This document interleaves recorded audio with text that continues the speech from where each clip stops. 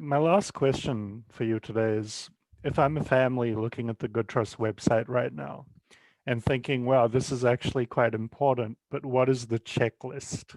How do I actually figure out what I need to preserve? Or it's not just a case of obviously registering on the website. There is a little bit more to it than that. So as a family, how do you have that conversation, or how do you think about sort of signing up to this kind of service and entrusting the company, for that matter, to look after your digital assets and your memories? Yep.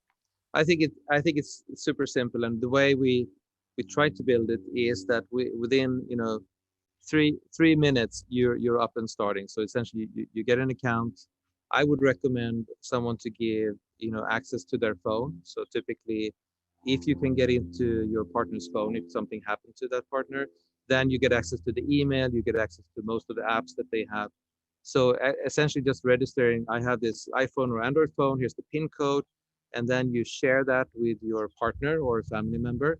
That literally takes like 60 seconds. That's the first thing I would do.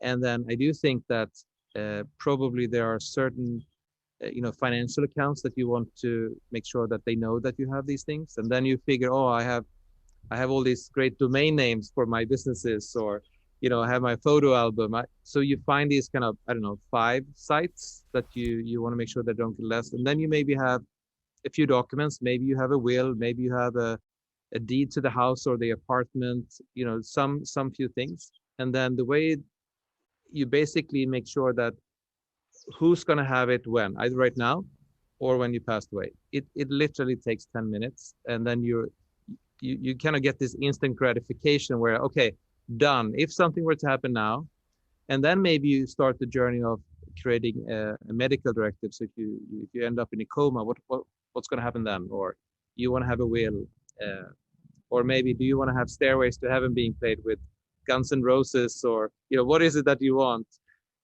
so that you feel you kind of get peace of mind before you rest in peace, so to speak.